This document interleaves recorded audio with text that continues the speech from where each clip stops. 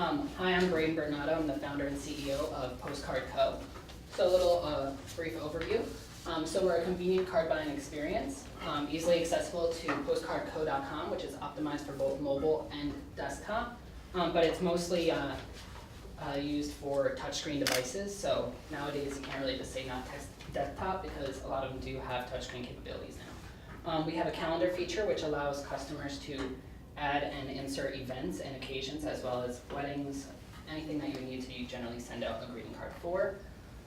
As well as contacts, which allows you to keep your contacts in there, and so you don't have to keep going through your old address book to find if someone still lives there. And of course, there's software that sees and updates if the person changes their address with the US Post Office.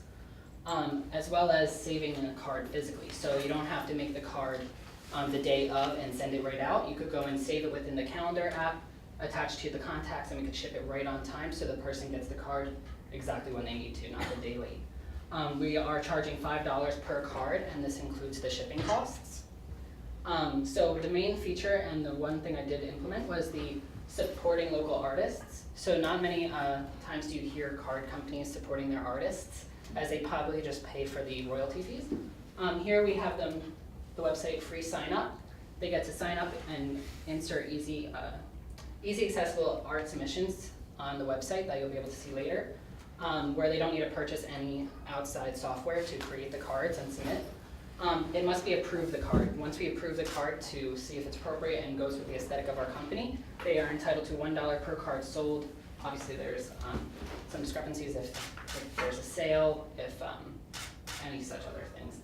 So they also get great connections. They have a profile, so artists are able to have their own profile where they could reach possible customers where they could even hire them in the end. So kind of like a LinkedIn where they have their resume, they have the card designs that they've created, even social media links, LinkedIn, any artist website that they used previously. So what sets us apart is we have banana paper. Banana paper is 100% acid-free, tree-free, recyclable, and biodegradable, all printed on the cards that you see there, which sets us apart, whereas we have the environmentally friendly aspect, whereas other companies, they're not 100% biodegradable and environmentally friendly. So the big thing that also sets us apart is the personalization. So the personalization is all throughout the website. So you go and click the card, and you can actually go and use the touchscreen device and personally use your handwriting as if you were to fill it out in real person. So there's add-ons. So with the add-ons, you're able to do exactly like you could do in real life. You could go and put a picture in. So if grandma wants to have a card with a picture to put in the frame, you could send a card with a picture in it. You could even add gift cards to your local chain stores or even local ones when we go and branch out. And then also confetti. The new thing is trying to surprise people. You could put in a little thing for extra 50 cents. You could put confetti for a birthday, wedding, whatever you want to do, usually to make people mad sometimes too. So implementation. For the aspect of this class, I had two hypotheses. Will artists provide their artwork? And will customers value funding independent artists? So starting with hypothesis one, will they provide their artwork? So I needed to create an easy-to-use website platform for the artists where they could sign up, accept the artist agreement, and access greeting card templates so they know the uniform way to submitting. And in the end, submit the card designs. It's not important to see how many artists we could get signed up, but the most important thing is how many cards we could accept. We needed to recruit the artists. So in ways of recruiting, I used social media as a freebie. So we used the company post CC as the handle. And then I also advertised it on my personal one where I encourage people to share it, like it, and everything. I didn't really go in the aspect of hounding family and friends. I just put it back out there like, hey, Facebookers, look at what I'm doing, and such, so I didn't skew my stuff. We used a Twitter account. I'm not very great at Twitter, and it wasn't really the space for it, I found out in the end, but you can find us at Postcard Co. But the other thing was flyers. I forgot to hand one out, but we designed a flyer that I posted up through Pace University, and just so happened that week I didn't post anything on the social media so that I could see results within that time, and it was specifically towards the artists to see if people would rip the tabs off. And hypothesis two, will customers value funding independent artists? So the way I did this was I created a Postcard Co newsletter registration, and I predicted 11 subscribers.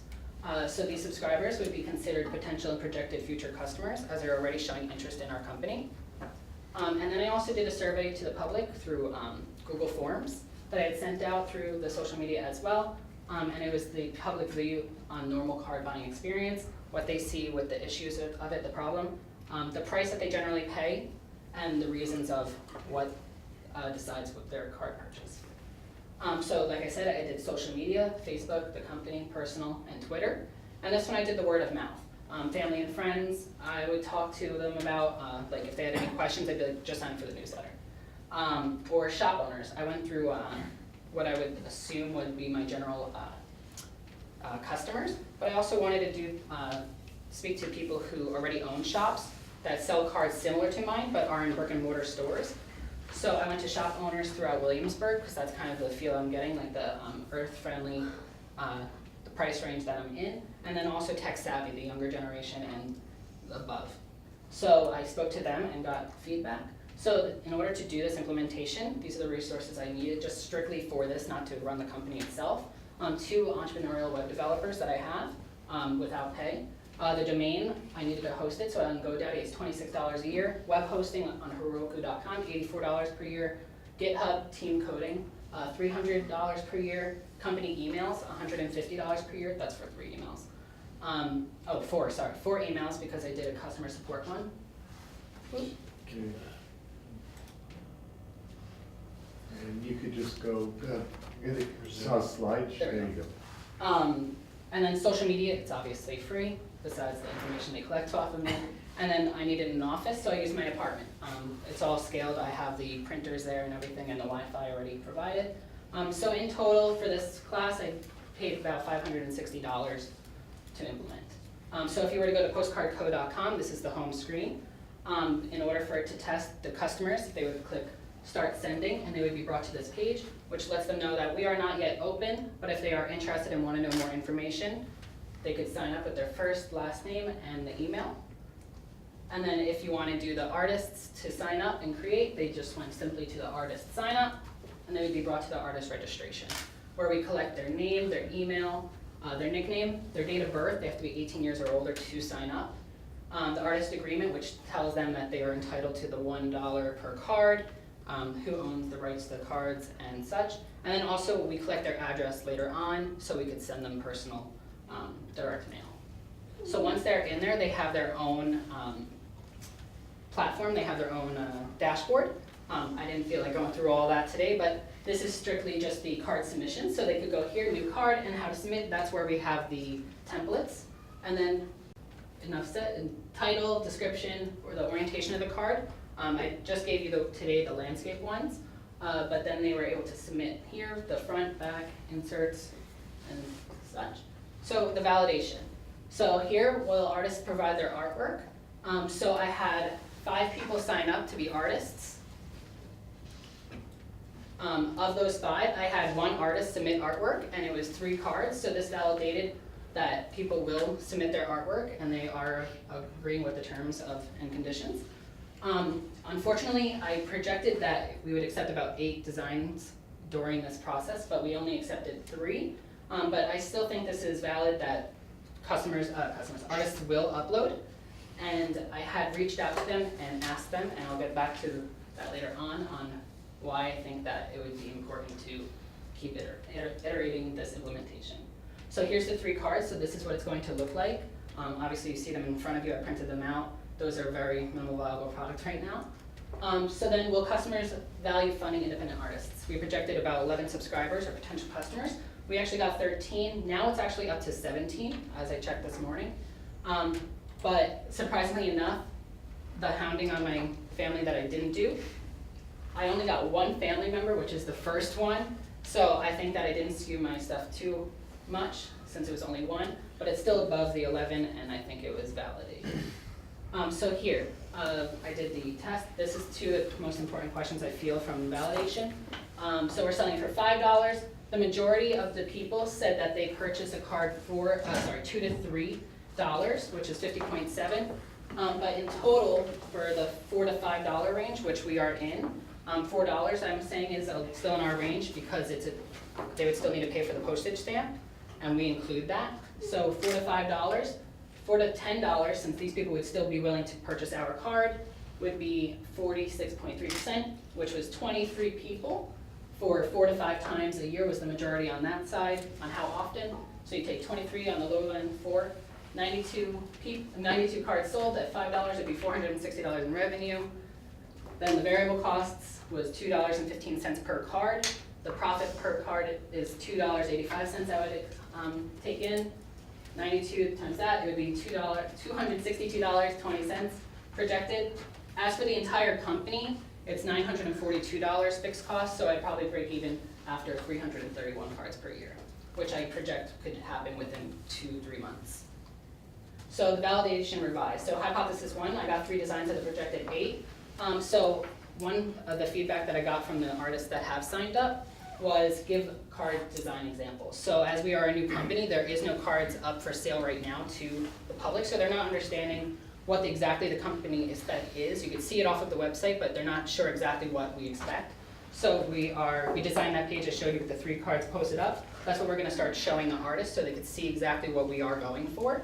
So that validates that we're improving. Reach out to local artists, so go to the cafes. So instead of me going to the owners of the shops, I'm gonna start contacting the artists who are already selling to them and try to get them on the platform. Galleries, art galleries, Etsy, I have taken down a lot of information on people who have posted and already have card businesses up there. And send welcome cards to the registered artists. So the artists that are already registered, they already got through the process 1. I need to get them to 2 and upload. So send them a card welcoming them. So for hypothesis 2, 13, well now 17 subscribers of the projected 11.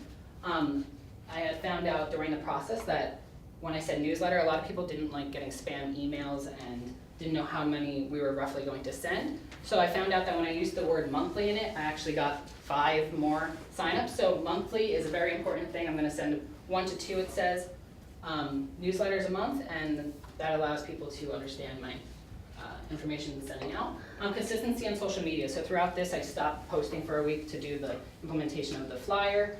But I found out that when I was more consistent and posted about 2 times a week, people were more intrigued and engaged.